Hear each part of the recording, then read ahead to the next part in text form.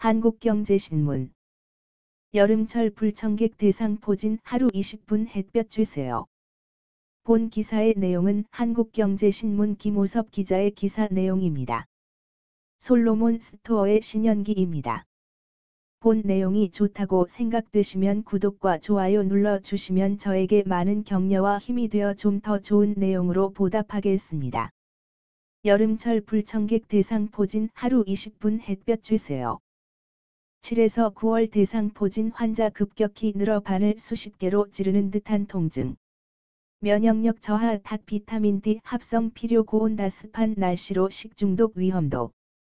상처난 손으로 음식 조리된 감염 우려. 무더운 여름이 오면 면역력이 떨어지는 사람이 많다.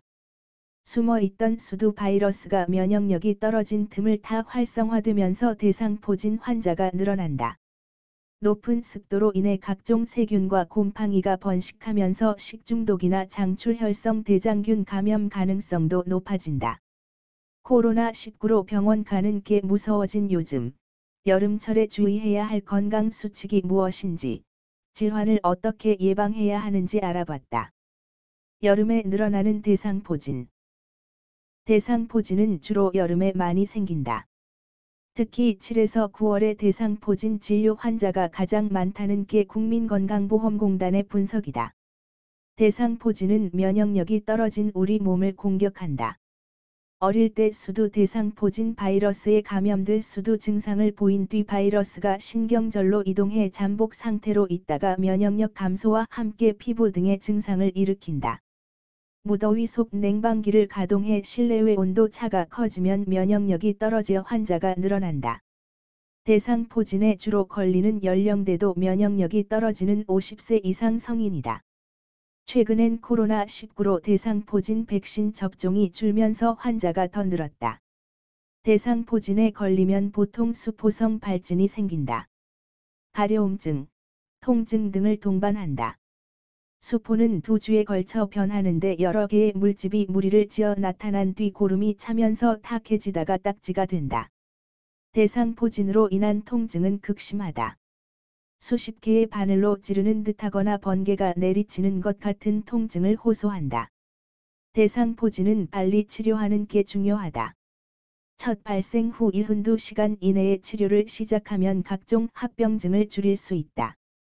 치료가 늦으면 수포와 발진이 없어져도 2차 감염이 생기거나 강한 통증이 수개월에서 수년까지 지속되는 대상포진 후 통증 증후군에 시달릴 수 있다. 대상포진 초기 3에서 4일 정도는 감기 몸살처럼 권태감, 발열, 오한 등의 증상을 보인다.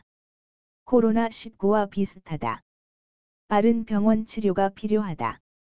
코로나19로 야외 활동이 줄어든 것도 대상포진 발생률을 끌어올린 요인 중 하나다.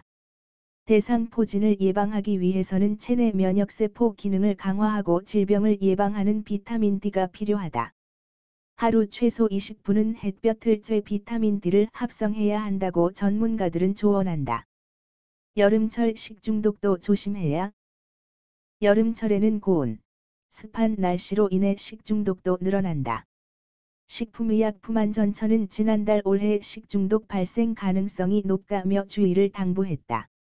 최근 5년간 식중독 발생 현황을 보면 전체 발생 건수의 58%, 114건, 환자 수의 71%, 6,357명,가 여름철에 나왔다. 가장 위험한 식중독 중 하나는 햄버거병으로 알려진 장출혈성 대장균 감염이다. 오염된 음식을 먹으면 걸리는 식중독균이다. 지난해 경기 안산 유치원생 57명이 집단 감염된 바로 그 식중독이다.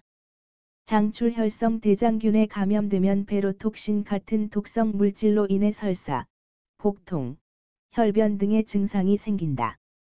전염성이 비교적 강하다. 갈아 만든 소고기를 먹을 때 감염되는 환자가 많다. 어린이와 노인은 용혈성 요독 증후군, 호스로 이어질 위험이 높다. 갑자기 신장 기능이 망가져 환자 절반이 투석 치료를 해야 할 정도로 심각하게 진행된다. 유아 치사율은 10%, 노인 치사율은 50%에 이르는 것으로 알려졌다. 장출혈성 대장균의 합병증인 호스는 1980년대 미국에서 처음 발견됐다. 오염된 소고기 분쇄육이 들어간 햄버거를 먹은 어린이 수십 명이 집단 감염돼 햄버거병으로 불리게 됐다. 비브리오 폐혈증도 조심해야 한다. 비브리오 폐혈증은 비브리오 블리피쿠스라는 세균에 의해 감염되는 염증이다. 바다에 사는 이 세균은 소금 농도가 1에서 3%일 때 가장 잘 번식한다. 덜 익힌 어패류를 먹거나 상처 부위에 바닷물이 닿으면 감염될 수 있다.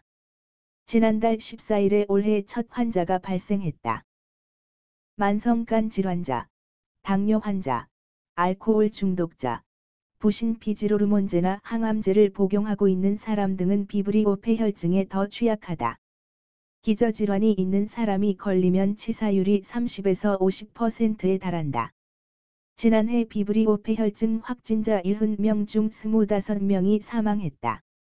증상은 발열, 오한, 구토, 설사 등이다.